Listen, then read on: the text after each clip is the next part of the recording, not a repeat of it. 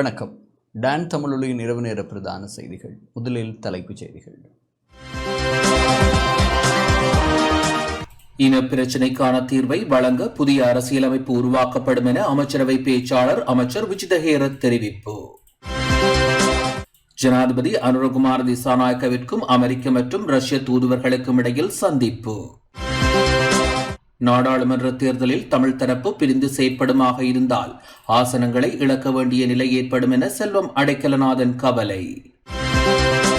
சிறுவர் தினமான இன்று காணாமல் ஆக்கப்பட்டோரின் உறவினர்கள் கவனஈர்ப்பு போராட்டம். சிறுவர்களுக்கு சிறந்த எதிர்காலத்தை உருவாக்குவதில் அரசாங்கம் தலையீடு செய்யும் என பிரதமர் தெரிவிப்பு. தென் லெபனானில் ஹிஸ்புல்லா இயக்கத்திற்கு எதிரான தரை தாக்குதல் ஆரம்பிக்கப்பட்டுள்ளதாக இஸ்ரேல் அறிவிப்பு. தொடர்வது முதன்மை செய்தி.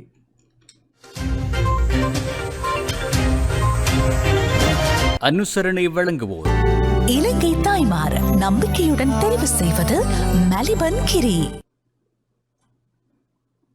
இனப்பிரச்சினைக்கான தீர்வை வழங்க புதிய அரசியலமைப்பு உருவாக்கப்படும் என அமைச்சரவை பேச்சாளர் அமைச்சர் விஜித ஹேரத் தெரிவித்துள்ளார். புதிய அரசியலமைப்பை உருவாக்குவதனூடாக தமிழ் மக்களின் அரசியல் பிரச்சினைக்கான தீர்வு வழங்கப்படும் என அமைச்சரவை பேச்சாளர் அமைச்சர் விஜித ஹேரத் தெரிவித்துள்ளார். தேசிய மக்கள் சக்தியின் முதலாவது அமைச்சரவை கூட்ட முடிவுகளை அறிவிக்கும் ஊடகவியலாளர் சந்திப்பு இன்று அரசாங்க தகவல் திணைக்களத்தில் இடம்பெற்றது. அதன்போது ஊடகவியலாளர்கள் எழுப்பிய கேள்விக்கு பதிலளித்த போதே அமைச்சர் இதனை தெரிவித்துள்ளார். இடம்பெற்று முடிந்த ஜனாதிபதி தேர்தலில் புதிய ஜனாதிபதி நியமிக்கப்பட்டுள்ளார். இந்நிலையில் அரசாங்கத்தை அமைப்பதற்காக நாடாளுமன்ற தேர்தல் நடத்தப்படவுள்ளது. நாடாளுமன்ற தேர்தலின் ஊடாகவே அரசாங்கம் அமைக்கப்படும். இந்நிலையில் எம்முடைய விஞ்ஞாபனத்திற்கு அமைய இனப்பிரச்சினைக்கான தீர்வை வழங்க புதிய அரசியலமைப்பு உருவாக்கப்படும். அவ்வாறு உருவாக்கப்படும் அரசியலமைப்பு நாட்டு மக்களிடம் வழங்கப்பட்டு அவர்களின் கருத்துக்களுடன் கூடிய கொள்கை மற்றும் வேலைத்திட்டம் தொடர்ச்சியாக முன்னெடுக்கப்படும்.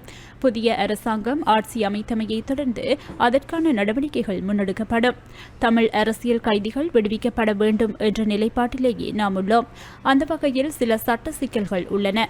அந்த விடயம் தொடர்பில் நீதி அமைச்சினூடாக பெற்றுக்கொண்டு அடுத்த கட்ட நடவடிக்கைகள் எடுக்கப்படும். நாடாளுமன்ற உறுப்பினர்கள், அமைச்சர்கள் மற்றும் முன்னாள் ஜனாதிபதிகள் ஆகியோருக்குரிய சிறப்புரிமைகளை மட்டுப்படுத்தும் வகையில் அவற்றை ஆராய்ந்து அறிக்கை சமர்ப்பிக்க விசேட குழு நியமிக்கப்பட்டுள்ளது.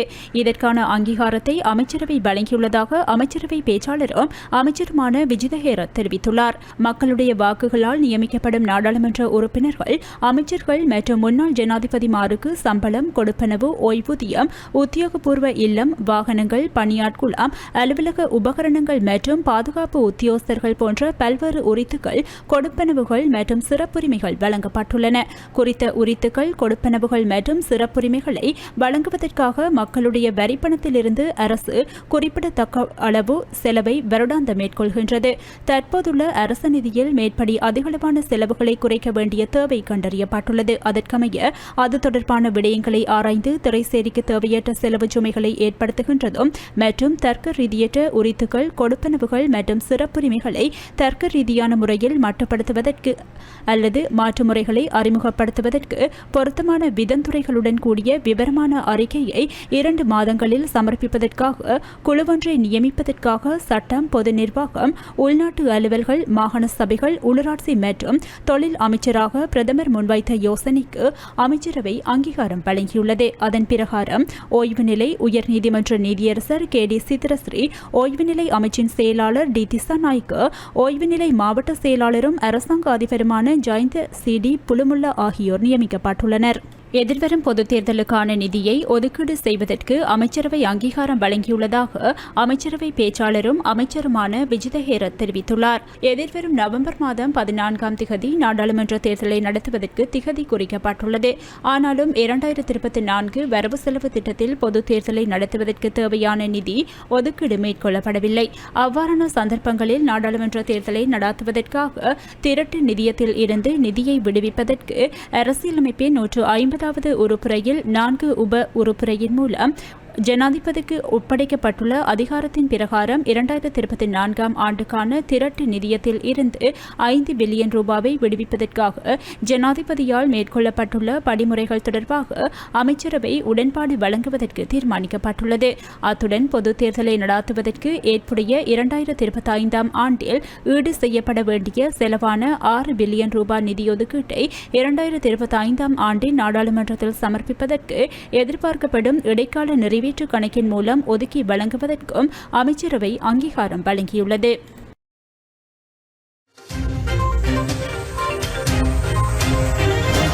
அனுசரணை வழங்கியோர் இலங்கை தாய்மார நம்பிக்கையுடன் தெரிவு செய்வது மலிபன் கிரி. ஜனாதிபதி அனுரகுமார திசாநாயக்காவிற்கும் அமெரிக்க தூதுவர் ஜூலி சங்கிற்கும் இடையில் கொழும்பில் இன்று சந்திப்பு இடம்பெற்றது. ஜனாதிபதி அனுரகுமார திசாநாயக்காவிற்கும் அமெரிக்க தூதுவர் ஜூலி சங்கிற்கும் இடையிலான சந்திப்பு இன்று முற்பகல் ஜனாதிபதி அலுவலகத்தில் நடைபெற்றது. நாட்டின் புதிய ஜனாதிபதியாக பதவியேற்ற அனுரகுமார திசாநாயக்காவிற்கு அமெரிக்க தூதர் இதன் பொது வாழ்த்துக்களை தெரிவித்தார். அத்துடன் இலங்கைக்கும் அமெரிக்காவிற்கும் இடையிலான வலுவான இருதரப்பு உறவுகளை தொடர்ந்து மேம்படுத்துவது தொடர்பில் இதன்போது கருத்துரையாடப்பட்டுள்ளது. ஜனாதிபதியின் ஊடக பிரிவு தெரிவித்துள்ளது இந்த விடயத்தை. இதேவேளை இரு நாடுகளுக்கும் இடையிலான ராஜதந்திர உறவுகள், பொருளாதார மற்றும் சமூக ஒத்துழைப்பை வலுப்படுத்தல், இரு நாடுகளுக்கும் இடையிலான பரஸ்பர ஆர்வமுள்ள துறைகள் குறித்தும் இதன்போது விசேட கவனம் செலுத்தப்பட உள்ளதாகவும் ஜனாதிபதி ஊடக பிரிவு குறிப்பிட்டுள்ளது.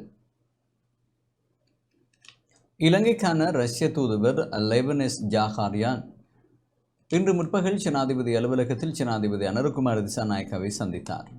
இந்த சந்திப்பில் ஜனாதிபதி அனுரகுமார திசாநாயக்காவிற்கு தூதுவர் எஸ் ஜாகாரியன் தனது வாழ்த்துக்களை தெரிவித்ததுடன் ரஷ்ய ஜனாதிபதி விளாடிமிர் புடினின் தனிப்பட்ட வாழ்த்துச் செய்தி ஒன்றையும் வழங்கினார். ஜனாதிபதி அனுரகுமார திசாநாயக்காவின் தலைமையில் இரு நாடுகளுக்கும் இடையிலான இருதரப்பு உறவுகள் மேலும் வலுவடையும் என எதிர்பார்ப்பதாக ஜனாதிபதி புடின் தனது செய்தியில் குறிப்பிட்டிருந்தார். இலங்கைக்கும் ரஷ்யாவிற்கும் இடையிலான நீண்டகால இருதரப்பு உறவுகளை மேலும் வலுப்படுத்துவது குறித்து கலந்துரையாடலில் விசேட கவனம் செலுத்தப்பட்டுள்ளதுடன் ராஜதந்திர உறவுகளை பரஸ்பரம் மேம்படுத்துவதற்கும் இரு தரப்பினரும் அர்ப்பணிப்பை மீண்டும் உறுதிப்படுத்துவதுடன் வர்த்தகம், முதலீடு, கலாச்சாரம் மற்றும் கல்வி போன்ற முக்கிய துறைகளிலும் ஒத்துழைப்பை மேம்படுத்துவதன் முக்கியத்துவத்தையும் இரு தரப்பினரும் வலியுறுத்தினர்.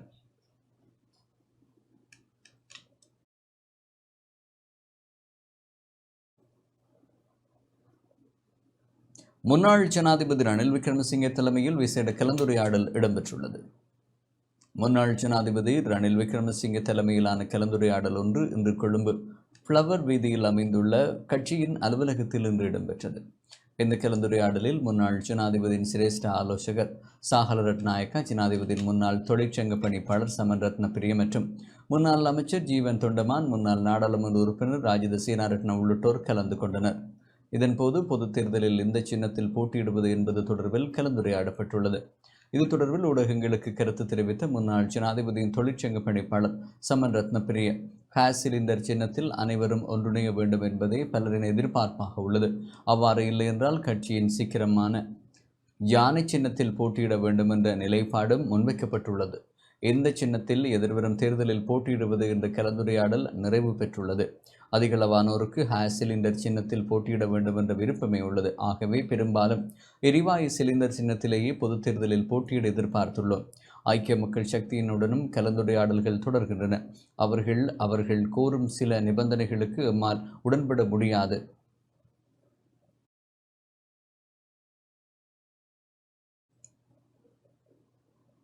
எதிர்வரும் நாடாளுமன்ற தேர்தலில் தமிழ் தரப்பு பிரிந்து செயற்படுமாக இருந்தால் ஆசனங்களை இழக்க வேண்டிய நிலை ஏற்படும் என முன்னாள் நாடாளுமன்ற உறுப்பினர் செல்வம் அடைக்கலநாதன் தெரிவித்துள்ளார்.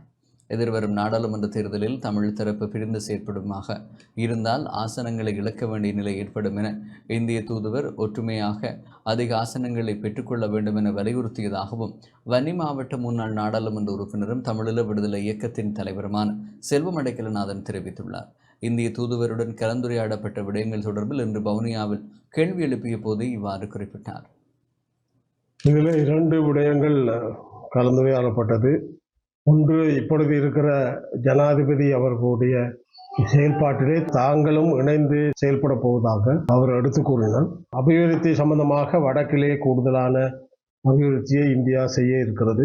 அப்படி செய்கின்ற போது அந்த அபிவிருத்தி பலன்களை தமிழ் மக்கள் அடைய வேண்டும் என்ற ரீதியிலே அவருடைய கருத்துக்கள் இருந்தது. அது மட்டுமல்ல, இந்த தமிழ் தரப்பு ஒன்றாக ஒரு அணியிலே வர வேண்டும், பிரிந்து நிற்கின்ற ஒரு சூழலை தமிழ் தரப்பு தொடர்ந்து வைத்துக் கொள்ள வேண்டாம், ஒரு நல்ல ஒரு ஒற்றுமையான முடிவை எட்டி இந்த தேர்தலில் நீங்கள் கூடுதலான ஆசனங்களை பெற வேண்டும் என்பதைத்தான் நாங்கள் விரும்புகின்றோம். அந்த வகையிலே இப்பொழுது இருக்கின்ற சூழலிலே தமிழர்களுடைய தரப்பு நல்ல ஒரு மக்களுடைய பிரச்சனைகளை தீர்க்கின்ற வகையிலே கூடுதலான ஆசனங்களை பெறுவதனூடாகத்தான் இந்த புதிய அரசாங்கத்தோடு பேசி ஒரு இணக்கப்பாட்டுக்கு வர முடியும். அந்த வகையிலே நீங்கள் ஒற்றுமையோடு இருந்தால்தான் எல்லா விடயங்களையும் சாதிக்க முடியும். அதே போல அந்த அபிவிருத்தி பணிகளை நாங்கள் கூடுதலாக வடக்கிலே செய்ய இருக்கின்றோம். தமிழர் தரப்பு கூடுதலான ஆசனங்களை பெறுவதனூடாகத்தான் இந்த அபிவிருத்தி பணிகளை எங்களுடைய மக்களுக்கு சென்றடையக்கூடிய வாய்ப்புகளை உருவாக்க முடியும் என்று அவர் எடுத்துக்கொண்டார். இப்பொழுது இருக்கின்ற கள நிலவரம் எங்களுடைய பிரதித்துவம் மிக குறைகின்ற செயற்பாடுகளாகத்தான் இந்த அண்மையிலே காணக்கூடியதாக இருக்கிறது. நாங்கள் ஒற்றுமையாக இல்லை என்று சொல்லியிருந்தோம். ஆனால் என்னை பொறுத்தமட்டிலே நாங்கள் தமிழக கட்சியிடமும் கேட்டுக்கொள்கிறோம், எல்லாரும் இணைந்து ஒரு பொது சின்னத்தின் ஊடாக இந்த தேர்தலிலே பங்கு பெற்ற முடியுமாக இருந்தால் அதற்கு தமிழக விடுதலை இயக்கம் தயாராக இருக்கிறது. இந்த ஒற்றுமை என்பது இப்பொழுது காலத்தின் கட்டாயம். குறிப்பாக திருகோணமலை, அம்பாறை போன்ற பிரதேசங்களிலே நாங்கள் பிரிந்து நின்றோம் என்றால் இருக்கின்ற பிரதித்துவம் இல்லாமல் போய்விடும். வன்னியிலேயும் எங்களுக்கு பெரிய ஆபத்து இருக்கிறது. நாங்கள் பிரிந்து நின்று செயல்படுவோமாக இருந்தால் கூடுதலான ஆசனங்கள் வேறு யாருக்கோ கிடைக்கின்ற வாய்ப்புகள் இருக்கும். எங்களுக்கு கிடைக்கின்ற பிரதித்துவம் இரண்டாக ஒன்றாக மாறக்கூடிய வாய்ப்புகள் இருக்கிறது. ஒரு அணியிலே வர வேண்டும் என்றால் பொதுவான சின்னத்திலே நாங்கள் போட்டியிடுகின்ற ஒரு சூழலை உருவாக்கினால் எங்களுக்கு நல்லது, மக்களுக்கும் அது சந்தோஷமாக இருக்கும் என்று நான் கருதுகிறேன். எதிர்வரும் நாடாளுமன்ற தேர்தலில் தாம் போட்டியிடப் போவதில்லை என முன்னாள் நாடாளுமன்ற உறுப்பினர் சார்ல்ஸ் நிர்மலநாதன் தெரிவித்துள்ளார். புதியவர்களுக்கு சந்தர்ப்பம் வழங்க வேண்டும் என்பதற்காக நாடாளுமன்ற தேர்தலில் தாம் போட்டியிடவில்லை என முன்னாள் நாடாளுமன்ற உறுப்பினர் சார்ல்ஸ் நிர்மலநாதன் தெரிவித்துள்ளார். அவரது முகப்புத்தகத்தில் அவர் இதனை பதிவிட்டுள்ளார். தாம் நாடாளுமன்ற உறுப்பினராக தெரிவு செய்யப்பட்டது முதல் தமிழ் மக்களின் பிரச்சினைகளுக்காக தொடர்ச்சியாக நாடாளுமன்றத்தில் குரல் கொடுத்து வந்ததாகவும், தமது பகுதிகளில் மக்களின் பிரச்சினைகளுக்கு தீர்வுகளை பெற்றுக் கொடுத்ததுடன் மக்கள் போராட்டங்களிலும் பங்கு பெற்றியதாகவும் அவர் தெரிவித்துள்ளார். தமிழர்களின் உரிமைக்காக தொடர்ச்சியாக தாம் உழைத்துக் கொண்டிருப்பேன் என்பதனை உறுதியாக கூறுவதாகவும் அவர் தனது முகப்புத்தகத்தில் பதிவிட்டுள்ளார்.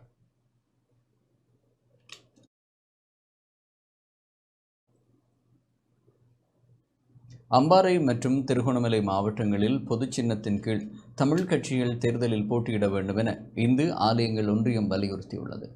அம்பாறை மற்றும் திருகோணமலை மாவட்டங்களில் தமிழ் பிரதிநிதித்துவத்தை பாதுகாக்கும் நோக்குடன் தமிழ் கட்சிகள் ஓரணியில் போட்டியிட வேண்டும் என அக்கறை பெற்று ஆலையடிவேம்பு பிரதேச அனைத்து இந்து ஆலயங்களின் ஒன்றியம் வலியுறுத்தியுள்ளது. அக்கறை பெற்றில் இன்று ஊடகங்களுக்கு கருத்து தெரிவிக்கும் போதே அவர்கள் இவ்வாறு குறிப்பிட்டனர். இந்த பிரதிநிதித்துவத்தை பெற்றுக்கொள்ளும் முகமாக அம்பாறை மாவட்டத்தில் இந்த தேர்தலில் கட்சிகள், குழுக்கள் அனைவரும் ஒரு பொது சின்னத்தின் கீழ் கேட்க வேண்டும் என்பது எங்களது வேண்டுகோள்.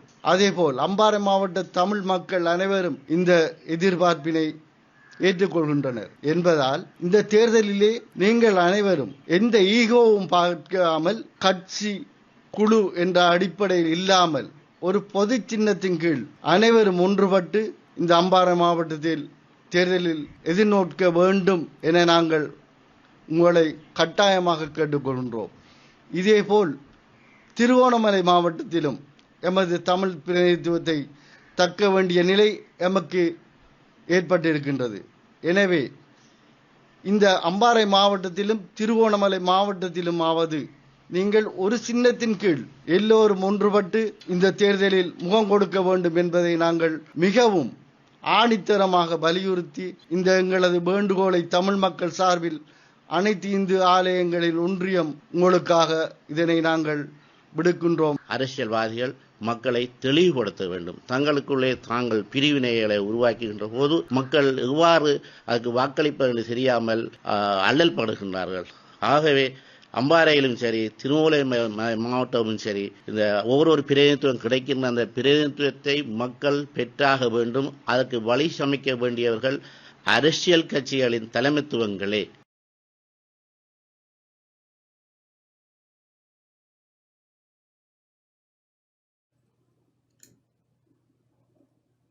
சிறுவர் தினமான இன்று காணாமல் ஆக்கப்பட்டவரின் உறவினர்கள் கவனஈர்ப்பு போராட்டத்தில் ஈடுபட்டனர். சிறுவர் தினமான இன்றைய தினம் கிளிநொச்சியில் இருவேறு இடங்களில் காணாமல் ஆக்கப்பட்டோரின் உறவினர்களால் கவனஈர்ப்பு போராட்டம் முன்னெடுக்கப்பட்டது. காணாமல் ஆக்கப்பட்டோரின் உறவுகள் சங்க அலுவலகம் முன்பாக, கிளிநொச்சி கந்தசுவாமி கோவில் முன்பாகவும் கவனஈர்ப்பு போராட்டம் முன்னெடுக்கப்பட்டது. சிறுவர்களாக கையளிக்கப்பட்ட தமது பிள்ளைகளுக்கு நீதி வேண்டி காணாமல் ஆக்கப்பட்டோரின் உறவினர்கள் போராட்டத்தில் ஈடுபட்டனர். உண்மையிலேயே இந்த சிறுவர் தினம் என்னத்துக்காக எதற்காக கொண்டாடப்படுகின்றார்கள் என்ற கேள்வி எங்களிடம் பாதிக்கப்பட்ட தாய்மாரிடம் இருக்கிறது.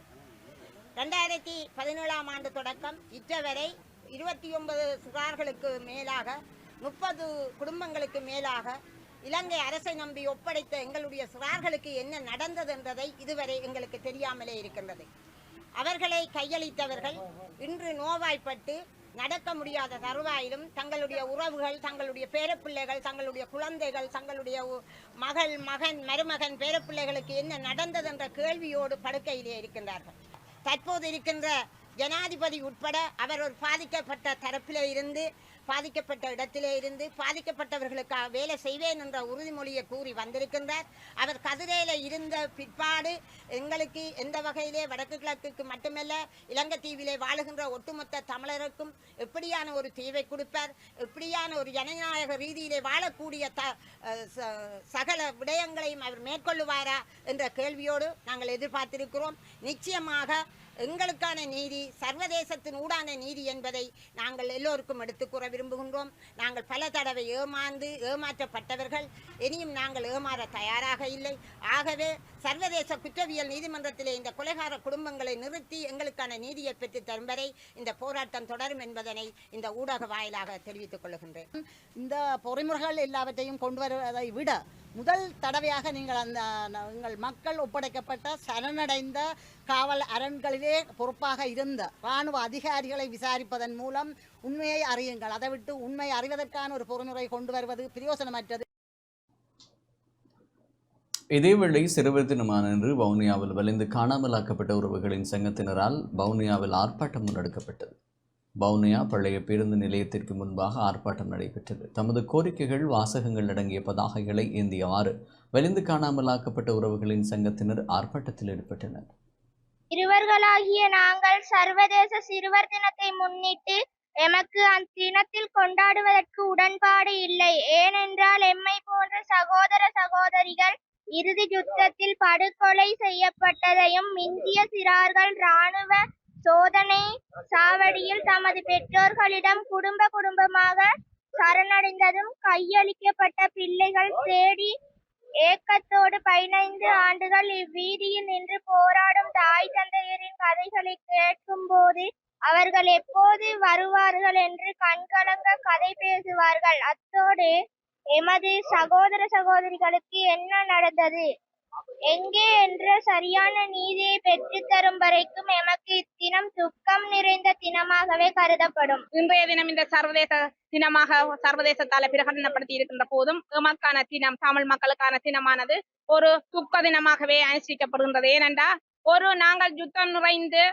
முடிவடைந்த பின்பும் 15 வருடங்கள் கடந்து எமது பிள்ளைகளை குடும்பமாக இறுதி யுத்தம் முடிவடைந்த பின்பு சோதனை சாவடிகளில கையில் ஒப்படைக்கப்பட்ட குழந்தைகள், 100க்கும் மேற்பட்ட குழந்தைகள், அவர்களை கையோட பெற்றோரோட ஒப்படைத்த குழந்தைகளை இந்த இராணுவம் கையில் ஒப்படைத்த குழந்தைகளை எங்கு என்று சொல்ல முடியாமல் அவர்கள் எங்க பராமரிக்கிறார்கள் என்று சொல்ல முடியாத ஒரு ஆனால் 8 ஜனாதிபதிகளும் அந்த யுத்தத்துக்கான பொறுப்பு கூறலை தவறி இருக்கிறார்கள். பொறுப்பு கூறலை செய்வதை தவறிவிட்டு அதை மூடி மறைக்கும் முகமாக பொய்களை, அவர்கள் இல்லை, நாங்கள் பிடிக்கவில்லை என்ற பொய்களை சொல்லிக் கொண்டு இந்த சர்வதேசத்தையும் இந்த தமிழ் மக்களத்தையும் ஏமாற்றிக் கொண்டிருக்கின்ற நடவடிக்கையை தான் இவ்வளவு காலமும் செய்தார்கள். ஆனால் தற்போது 9வது ஜனாதிபதியும் வந்திருக்கார். அவரும் என்ன வேலை செய்வார் என்றது எங்களுக்கு தெரியாது. ஆனால் அந்த 9வது ஜனாதிபதி வந்த வேளையில இன்றைய சூழ்நிலையில நாம் எமக்கான உரிமைகளை நாங்கள் தேடுவதற்கு ஜனநாயக முறையில தான் இன்று நாங்கள் இந்த போராட்டத்தை மேற்கொண்டோம். ஆனா இந்த போராட்டத்தை மேற்கொள்ளும் போது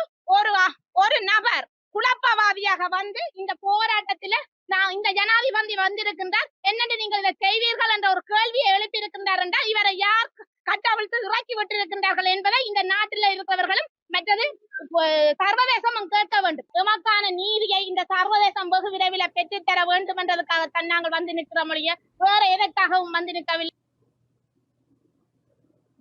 இதேவேளை ஆர்ப்பாட்டம் இடம்பெற்றுக் கொண்டிருந்த போது ஆர்ப்பாட்டம் இடம்பெற்ற பகுதிக்கு சென்ற நபர் ஒருவர் இடையூறு ஏற்படுத்தியிருந்தார்.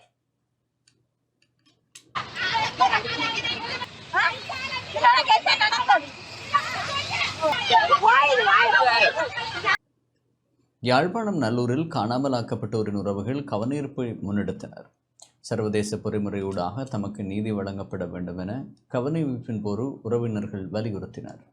சர்வதேச சிறுவர் தினமாகிய இன்றைய தினம் அதை நாங்கள் கருப்பொறி தினமாக நாங்கள் பிரகடனப்படுத்துகிறோம். அதற்குரிய காரணம் வலிந்து காணாமலாக்கப்பட்ட சிறுவர்களாகிய இருந்த போது இன்று வரை அந்த எமக்கு நீதி கிடைக்கவில்லை. அதனால் இன்றைய தினத்தை நாங்கள் கருப்பு தினமாக அனுஷ்டிக்கின்றோம். இன்றைய தினத்துக்கு சிறுவர் தினத்துக்கு நாங்கள் இன்றைக்கு கருப்பு தினமாகத்தான் நாங்கள் இன்றைக்கு அனுஷ்டிக்கின்றோம்.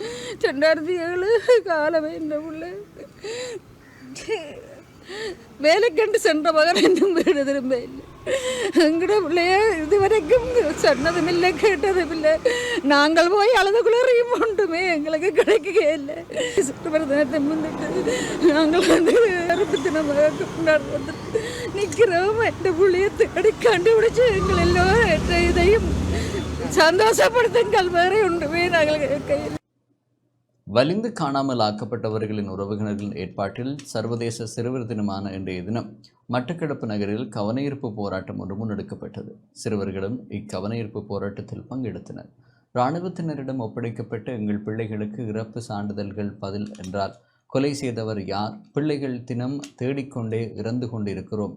கையளிக்கப்பட்ட சகோதரர்கள் எங்கே? போன்ற பல்வேறு வாசகங்கள் எழுதப்பட்ட பதாகைகளை போராட்டத்தில் ஈடுபட்டவர்கள் தாங்கியிருந்தனர்.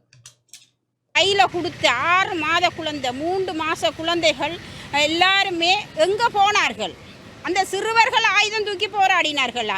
இறுதி யுத்தத்தின் போது அவ்வளவு பேர் அந்த சின்ன சின்ன சிறு குழந்தைகள் குடல் வேறியா கை வேறியா அதுகள் அங்கமே பிஞ்சு சிதறுண்டு போச்சுது. அது ஆயிரக்கணக்கான சிறு குழந்தைகள் ஆயுதம் தூக்கி போராடினார்கள். அவர்களுக்கு இந்த 15 வருஷம் கடந்த நிலையிலும் எந்த ஒரு நீதியும் பெறாத பட்சத்தில் கையில் இராணுவத்திடம் தங்களுடைய குடும்பங்களோடு சரணடைந்த அந்த சிறு குழந்தைகளுக்கு என்ன நடந்ததுன்றது கூட தெரியாத அளவுக்கு இந்த இலங்கை நாட்டில் நீதி நிலைநாட்டப்படாமல் இருக்கின்றது.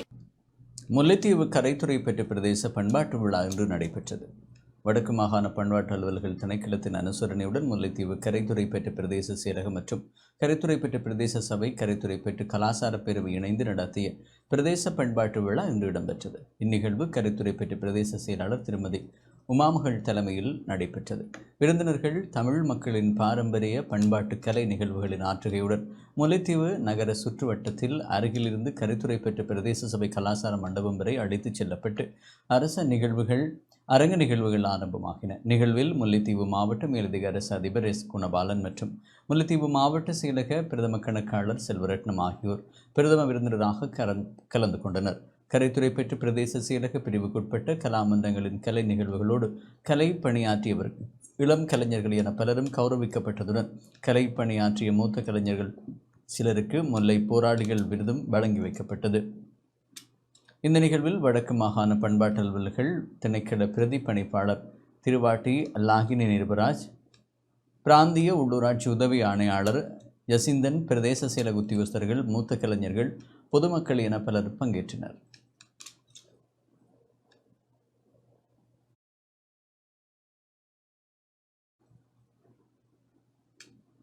நாடாளுமன்றத்தில் 167 சட்டங்கள் நிறைவேற்றப்பட்டுள்ளன. 2020 ஆகஸ்ட் 29 ஆரம்பிக்கப்பட்டு 2024 செப்டம்பர் 24 நள்ளிரவுடன் கலைக்கப்பட்ட 9வது நாடாளுமன்றத்தில் 167 சட்டங்கள் நிறைவேற்றப்பட்டுள்ளன. நாடாளுமன்றம் தொடர்பாடல் திணைக்களத்தால் இன்று வெளியிடப்பட்டுள்ள ஊடக அறிக்கையிலேயே இவ்விடயம் தெரிவிக்கப்பட்டுள்ளது.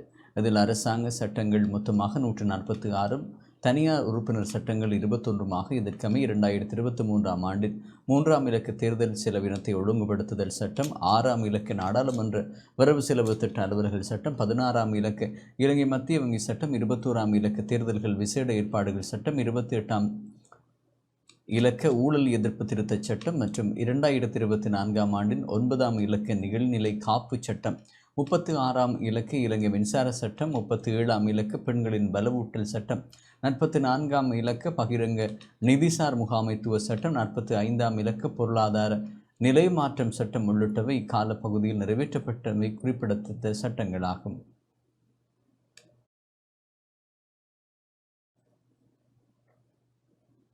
புலமை பரிசில் பரீட்சை வினாத்தாள்கள் வெளியான விடயத்தில் நியாயத்தை பெற்றுக் கொடுக்க நடவடிக்கை எடுக்கப்படும் என அமைச்சரவை பேச்சாளர் விஜிதகீர தெரிவித்துள்ளார். தரமைந்து புலமை பரிசில் பரீட்சை வினாக்கள் வெளியான விடயத்தில் நியாயத்தை பெற்றுத்தர அரசாங்கம் என்ற வகையில் நடவடிக்கை எடுக்கப்படும் என அமைச்சரவையின் பேச்சாளர் அமைச்சர் விஜிதகீர தெரிவித்துள்ளார். முதலாவது அமைச்சரவை கூட்ட முடிவுகளை அறிவிக்கும் ஊடகவியலாளர் சந்திப்பு இன்று அரசு தகவல் திணைக்களத்தில் இடம்பெற்றது. இதன்போது ஊடகவியலாளர் எழுப்பிய கேள்விக்கு பதிலளிக்கும் போதே அமைச்சர் இவ்வாறு குறிப்பிட்டார். முதலாவது அமைச்சரவை கூட்ட முடிவுகளை அறிவிக்கும் ஊடகவியலாளர் சந்திப்பு இன்று அரசாங்க தகவல் திணைக்களத்தில் இடம்பெற்றது. அதன்போது ஊடகவியலாளர்கள் எழுப்பிய கேள்விக்கு பதிலளித்த போதே அமைச்சர் இதனை தெரிவித்துள்ளார். தரம் 5 புலமை பரிசில் பரீட்சை வினாக்கள் வெளியான விடயம் கடந்த அரசாங்கத்தின் ஆட்சியில் இடம்பெற்றுள்ளது. இருப்பினும் அதற்கான உரிய தீர்வை தற்போது வழங்க வேண்டியது எம்முடைய பொறுப்பாகும். அதற்கமைய குறித்த விடயம் தொடர்பில் விசாரணைகள் முன்னெடுக்கப்பட்டுள்ளன. அதற்கமைய 3 வினாக்கள் வெளியாகியுள்ளமை தெரியவந்துள்ளது. ஆகவே அதற்கான முழுமையான புள்ளிகளை மாணவர்களுக்கு வழங்க நடவடிக்கை எடுக்கப்பட்டதுடன் குற்றமிழைத்தவர்கள் சட்டத்தின் முன் நிறுத்தப்பட்டனர். இருப்பினும் பெற்றோர் 8 வினாக்கள் வெளியாகியுள்ளதாகவும் அதற்கான நியாயத்தை பெற்றுத்தருமாறும் கோரிக்கை முன்வைத்துள்ளனர். ஆகவே இந்த விடயம் தொடர்பில் கல்வி அமைச்சருக்கும் அதிகாரிகளுக்கும் இடையில் பலகட்ட பேச்சுவார்த்தைகள் எடுக்கப்பட்டன. அதன் இறுதியில் புலமை பரிசில் பெறுபேறுகளை வெளியிடும் விடயத்தை தற்காலிகமாக நிறுத்தி வைக்க நடவடிக்கை எடுக்கப்பட்டுள்ளது. அதேபோன்று 8 வினாக்கள் வெளியாகியுள்ளதாக குறிப்பிடப்படும் விடயத்தில் உள்ள உண்மைத்தன்மையை கண்டறிய சாட்சியங்களை நாளைய தினத்திற்குள் சமர்ப்பிக்குமாறும் தெரிவித்துள்ளோம். அவ்வாறு 8 வினாக்கள் வெளியாகியுள்ளதாயின் போலீசாரின் ஊடாக விசாரணைகள் மேற்கொள்ளப்பட்டு உரிய நடவடிக்கைகள் எடுக்கப்படும். அரசாங்கம் என்ற விடயத்தில் தீர்வை வழங்கும் விடயத்தை கைவிடப் போவதில்லை. அதேபோன்று பெற்றோர் மீண்டும் பரீட்சையை நடத்துமாறு கோருகின்றனர். அனைவருக்கும் நியாயத்தை பெற்றுக் கொடுக்க முடியாத நிலைமையே ஏற்படும். ஏனெனில் 3 லட்சம் மாணவர்கள் பரீட்சைக்கு தோற்றியுள்ளனர். இத்தகைய பின்னணியில் பெற்றோருக்கு குறைந்தபட்ச நியாயத்தை பெற்றுக் கொடுக்க வல்ல வகையில் அடுத்த கட்ட நடவடிக்கைகள் எடுக்கப்படும்.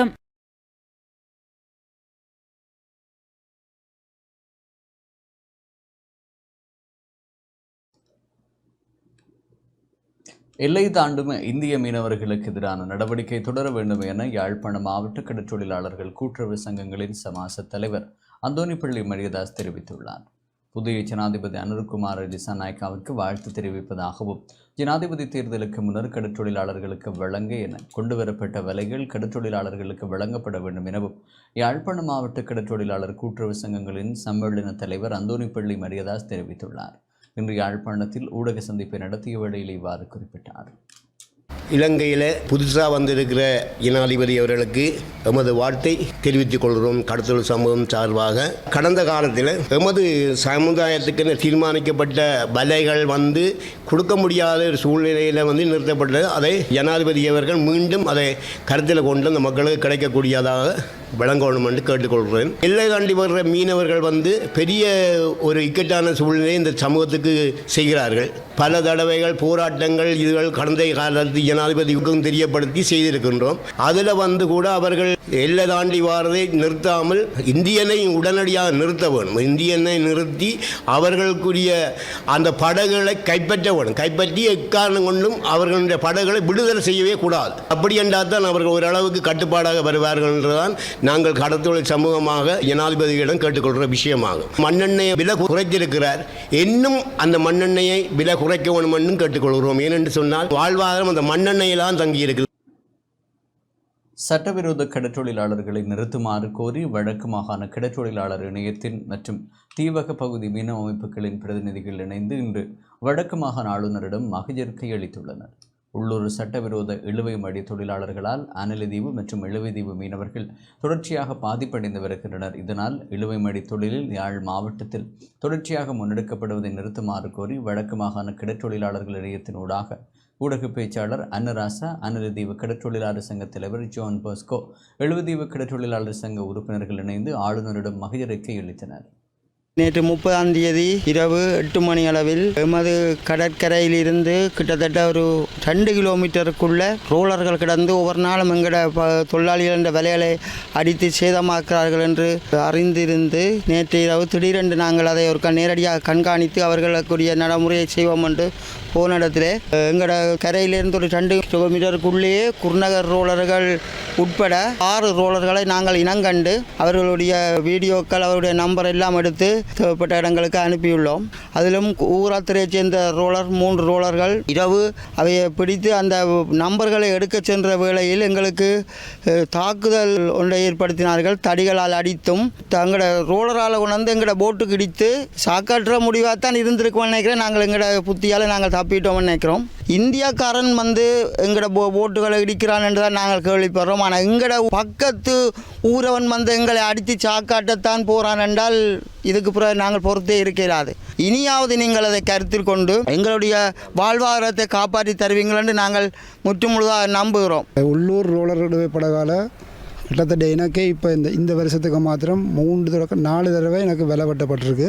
ரோலரால் எங்களோட வளம் அழியுது கட்டை. நாங்களுடைய கவர்னரை சந்திச்சிருக்கிறது சம்பந்தமாக அவர் எங்களுக்கு நடவடிக்கை எடுக்கிறதா சொல்லியிருக்கிறார். செப்டம்பர் 21ஆம் தேதிக்கு பிறகு புதிதாக வந்த ஆளுநர் அவர்களிடம் இந்த வடக்கிலே இந்த சட்டவிரோத செயல்பாட்டையும் இந்த அதிகாரிகளின் அனுசரணையோடு நடைபெறுகிற சட்டவிரோத செயல்பாட்டை கட்டுப்படுத்தி எங்களுடைய கடற்சூழலையும் எங்களுடைய கடல் வளத்தையும் கடற்தொழிலாளர்களுடைய வாழ்வாதாரத்தையும் பாதுகாப்பதற்கு நடவடிக்கை எடுக்க வேண்டும் என்று புதிய ஆளுநரிடம் நாங்கள் அனலைதீவு எழுவைதீவு ஊர்காவற்றைச் சேர்ந்த மீனவ அமைப்புகளும் மீனவர்களும் மகஜரை கையளித்திருக்கின்றோம். அவர் அது தொடர்பாக சாதகமாக பரிசீலித்து எங்களுடைய பிரச்சனையை தீர்க்க முனைவதாக கூறியிருக்கிறார். அதே போன்றுதான் இன்றைய தினம் ஆளுநர் அலுவலகத்தில் நின்று ஆளுநர் ஊடாக நாங்கள் விடுகிறது கடற்கிலே கடல் தொழிலிலே சட்டவிரோதமான செயல்பாடும் முறையற்ற செயல்பாடுகளும் நடைபெற்று கொண்டிருக்கின்றன. இதை ஜனாதிபதி கவனத்தில் எடுத்து வடக்கு கடற்தொழிலாளர்களும் இந்த அதிகாரிகளால் வஞ்சிக்கப்பட்ட மக்களாக நாங்கள் இருக்கிறோம். அதை புலன் விசாரணை செய்ய வேண்டும் என்று தயவான கோரிக்கையாக நாங்கள் விடுகிறோம். கிளிநொச்சி திரேசாள் ஆலய திருவிழா இன்று கொண்டாடப்பட்டது. கிளிநொச்சி திரேசாள் ஆலய திருவிழா திருப்பலி இன்று ஒப்புக் கொடுக்கப்பட்டது. ஆலய வருடாந்த திருவிழா ஆலய பங்குத்தந்தை சில்வேஸ்டர் அடிகளார் தலைமையில் திருவிழாவை தொடர்ந்து திருச்சரூப பவனி இடம்பெற்றது. கிளிநொச்சி நகர் பகுதி A9 வீதியூடாக திருச்சரூப பவனி இடம்பெற்று மக்களுக்கு ஆசி வழங்கப்பட்டது.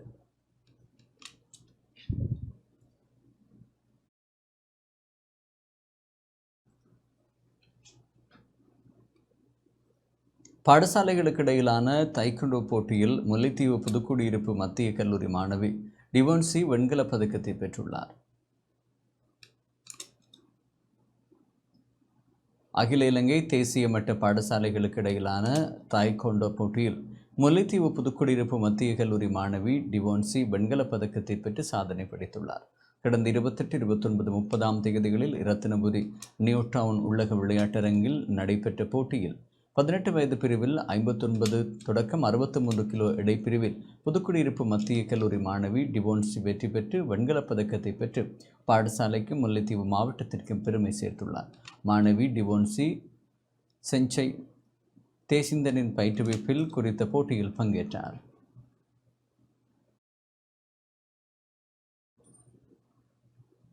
மட்டக்களப்பு வின்சென்ட் மகளிர் தேசிய பாடசாலை மாணவிகள் உடற்பயிற்சி கண்காட்சியில் தேசிய நிலையில் முதலிடத்தை பெற்று சாதனை படைத்துள்ளனர். மட்டக்களப்பு வின்சென்ட் மகளிர் தேசிய பாடசாலை மாணவிகள் தேசிய மட்ட உடற்பயிற்சி கண்காட்சியில் தங்கப்பதக்கத்தினை சுவீகரித்துக் கொண்டனர். தங்கப்பதக்கத்தை சுவீகரித்த மாணவிகளையும் தேசிய மட்ட தைக்வுண்டோ போட்டியில் வெள்ளிப்பதக்கத்தை சுவீகரித்த வைதாரணி மற்றும் வெண்கலப் பதக்கத்தை சுவீகரித்த S. அனந்தினி ஆகியோரையும் கௌரவிக்கும் நிகழ்வு இன்று நடைபெற்றது. சாதனை மாணவிகளின் பயிற்றுவிப்பாளர்கள், பொறுப்பாசிரியர்கள் மற்றும் பெற்றோர்கள் பேண்டு வாத்திய இசையுடன் அழைத்து வரப்பட்டு பாடசாலை மண்டபத்தில் கௌரவிப்பு நிகழ்வு நடைபெற்றது.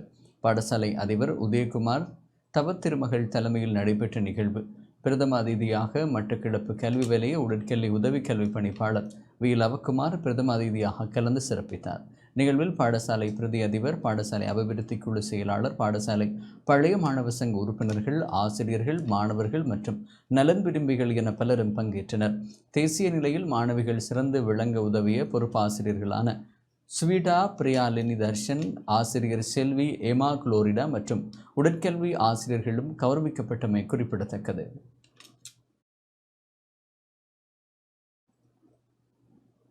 நுவரெலியா பொகவந்தலாவ ஹெர்ஸ்கல்ஸ்வோல்ட் இலக்கம் 1 தமிழ் வித்தியாலயத்தில் சர்வதேச சிறுவர் தின நிகழ்வுகள் இன்று இடம்பெற்றது. நுவரெலியா ஹட்டன் கல்வி வலயத்திற்குட்பட்ட பொகவந்தலாவ ஹெர்கஸ்வேல்ட் இலக்கம் 1 தமிழ் மகா வித்தியாலயத்தில் சர்வதேச சிறுவர் தின நிகழ்வு வித்தியாலய அதிபர் எஸ் விஸ்வலிங்கம் தலைமையில் இன்று இடம்பெற்றது. மாணவர்களை அழைத்து வந்த அதிபர் மற்றும் ஆசிரியர்கள் மாணவர்களுக்காக கண்காட்சி ஒன்றையும் ஏற்பாடு செய்திருந்தனர். அதனைத் தொடர்ந்து மாணவர்களுக்கான போட்டி நிகழ்வுகள் இடம்பெற்றதுடன் மரக்கன்றுகளும் நாட்டி வைக்கப்பட்டன. இதில் பங்கேற்ற மாணவர்களுக்கு பரிசில்கள் வழங்கி வைக்கப்பட்டுள்ளதுடன் பாடசாலை நிர்வாகத்தினரால் மாணவர்களுக்கு மதிய நேர உணவும் வழங்கி வைக்கப்பட்டது.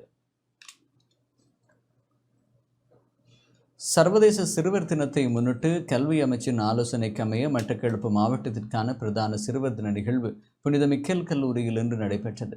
மாகாண கல்வி பணிப்பாளர் சுஜாதா குலேந்திரகுமாரின் வழிகாட்டலின் கீழ் பிள்ளைகளை பாதுகாப்போம், சமமாக மதிப்போம் எனும் கருப்பொருளில் அதிபர் ஏபி ஜோசப் தலைமையில் நிகழ்வுகள் இடம்பெற்றது. சிறுவர் தின வரவேற்பு பதாகைகள் காட்சிப்படுத்தப்பட்டு மாணவர்கள் வரவேற்கப்பட்டனர். ஆசிரியர்களால் மாணவர்களுக்கு ஆசீர்வாதமும் வழங்கப்பட்டமை சிறப்பம்சமாகும். யாழ்ப்பாணம் பட்டுக்கோட்டை பிளச்சை அமெரிக்க மிஷன் தமிழ் கலவன் பாடசாலையில் சிறுவர் தின முதியோர் தினமும் கொண்டாடப்பட்டது. பாடசாலையின் முதல்வர் திரு மாணிக்கம் முருகதாசன் நிகழ்வுகள் நடைபெற்றன. இந்த நிகழ்வில் பிரதம விருந்தினராக வெலிகாமம் கலிவலைய நடனபாட சேவைக்கால ஆசிரிய ஆலோசகர் திருமதி ஸ்ரீதேவி கண்ணதாசன் கலந்து கொண்டார். சிறப்பு விருந்தினராக கிராமத்தின் மூத்த பிரஜையும் பாடசாலையின் பழைய மாணவியுமான திருமதி சின்னப்பிள்ளை சுப்பிரமணியம் கலந்து கொண்டதுடன் கௌரவ விருந்தினர்களாக பாடசாலையின் சிறார்களும் கற்பகச்சோலை முன்பள்ளி சிறார்களும் கலந்து சிறப்பித்தனர். சிறார்களை மகிழ்வூட்டும் விளையாட்டுகளும் நடைபெற்றதுடன் அனைத்து மாணவர்களுக்கும் பாடசாலை சமூகத்தினரால் பரிசில்கள் வழங்கி கௌரவிக்கப்பட்டனர். மேலும் நிகழ்வின் நிறைவில் மதிய போசன விருந்தும் நடைபெற்றமை குறிப்பிடத்தக்கது.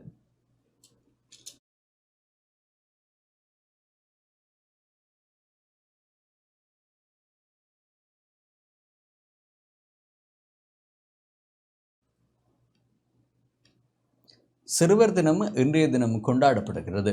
உலகளாவிய ரீதியில் சிறுவர்களை மகிழ்விக்கும் நோக்கிலும் அவர்களின் உரிமைகளை உறுதிப்படுத்தும் நோக்குடனும் இந்த தினம் கொண்டாடப்படுகிறது. இந்நிலையில் நாடளாவிய ரீதியில் இன்று விசேட நிகழ்ச்சிகள் இடம்பெற்று வருகின்றன. இந்நாளில் அனைத்து சிறுவர்களுக்கும் ஜனாதிபதி அனுர்குமார் திசாநாயக்க சிறுவர் தின வாழ்த்தை தெரிவித்துள்ளார். உலகம் சிறுவர்களுக்கானது, அவர்களின் உலகத்தை நம் கரங்களினால் உருவாக்குவோம் என ஜனாதிபதி அனுர்குமார் திசாநாயக்க தெரிவித்துள்ளார்.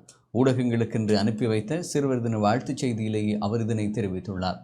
ஏழ்மை, போசாக்கு குறைபாடு, சுகாதார மற்றும் சுகாதார பாதுகாப்பு, கல்வியில் ஏற்றத்தாழ்வு, சமூக வாய்ப்புகளில் ஏற்றத்தாழ்வு, போதைப்பொருள், அத்துடன் தொழில்நுட்பத்தின் தவறான பயன்பாட்டிற்கு பலியாவது போன்றன இந்த மிலேனியத்தில் சிறுவர்கள் எதிர்கொள்ளும் சவால்களாக நாம் அடையாளம் கண்டுள்ளோம். மேலும் சிறுவர்களின் உளவியல் சமூக வளர்ச்சியை தடுக்கும் சமூக விளைவுகள் மற்றும் மன அழுத்தம் நிறைந்த பரீட்சையை மையமாக கொண்ட கல்வி முறைகள் போன்ற தாக்கங்களிலிருந்து தற்போதைய தலைமுறை சிறுவர் சமூகத்தை விடுவித்து பிள்ளைகளுக்கே உரித்தான சிறுவர் உலகை மீண்டும் அவர்களுக்கு பெற்றுக் கொடுப்பதே மறுமலர்ச்சி காலப்பணியின் முக்கிய குறிக்கோள் என அனுர்குமார் திசாநாயக்க தெரிவித்துள்ளார். அந்த பொறுப்பை நிறைவேற்றுவதற்கு நாம் அனைவரும் பொறுப்புடன் செயற்படுவோம் எனவும் ஜனாதிபதி இதன் போது குறிப்பிட்டார்.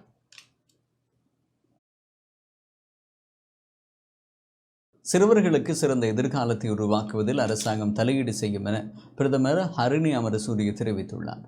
சிறுவர்களுக்கான சிறந்த எதிர்காலத்தை உருவாக்குவதற்கான பொறுப்பை ஏற்றுக்கொள்வதுடன் அதற்கு தேவையான தலையீட்டை அரசாங்கம் என்ற வகையில் மேற்கொள்ள தயாராக உள்ளதாக பிரதமர் ஹரிணி அமரசூரிய தெரிவித்துள்ளார். சர்வதேச சிறுவர் தினத்தை முன்னிட்டு கல்வி அமைச்சு ஏற்பாடு செய்த கடந்து வந்த பாடங்கள் என்ற தலைப்பில் இந்த சர்வதேச பௌத்த கல்வி நிறுவனத்தில் நடைபெற்ற நிகழ்ச்சியின் போது அவர் இதனை தெரிவித்துள்ளார். ආයතන පිළිබඳ තියෙන විශ්වාසයත් ඒ වගේම දේශපාලන නායකත්වය පිළිබඳ තියෙන විශ්වාසයත් මේවා දුර්වල වෙනකොට මේවා නැති වෙලා යනකොට විශාල සමාජ අර්බුද නිර්මාණය වෙන බව ඉතාමත්ම පැහැදිලි. එතකොට අද අපේ රටේ අපි දකින විදියට තියෙන ප්‍රධාන අර්බුදය අපි විසඳිය යුතු සහ ආමන්ත්‍රණය කර යුතු ප්‍රධානම දේ තමයි මේ රට තුල පුරවැසියන් තුල තමන්ගේ සමාජය පිළිබඳවත් එකිනෙකා පිළිබඳවත් විශ්වාසනීයත්වය ගොඩනගන එක. අපේ සමාජය තුළ අර්බුද තියෙනවා, ප්‍රශ්න තියෙනවා.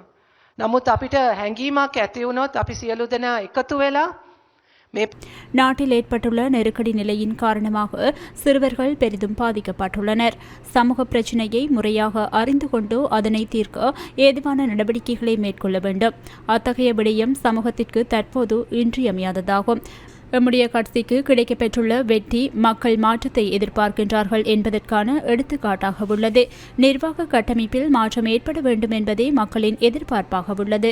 தற்காலிக பிரச்சினைகளுக்கான தீர்வுக்கு அப்பால் சென்ற முறைமை மாற்றமொன்றையே மக்கள் எதிர்பார்க்கின்றனர். அவ்வாறாக வழங்கப்படவுள்ள நீண்டகால மாற்றத்திற்குள் சிறுவர்களுக்கு நன்மை கிடைக்கப்பெற வேண்டும் என்பது எம்முடைய எதிர்பார்ப்பாகும். நாட்டினுள் எதிர்பார்ப்பு மற்றும் கனவுகள் நிறைவேறும் வகையான சமூகத்தை உருவாக்குவதே எம்முடைய எதிர்பார்ப்பு. அதேபோன்று நம்முடைய நாட்டின் சிரேஷ்ட பிரஜைகள் பொருளாதார ரீதியில் பல பிரச்சினைகளை எதிர்கொள்கின்றனர். அந்த வகையில் நோக்கும்போது சிரேஷ்ட பிரஜைகள் நாட்டில் கௌரவமாக வாழக்கூடிய சூழலை உருவாக்கி கொடுக்க வேண்டியது அவசியமாகும். அதற்கான நடவடிக்கைகளை நாம் முன்னெடுப்போம்.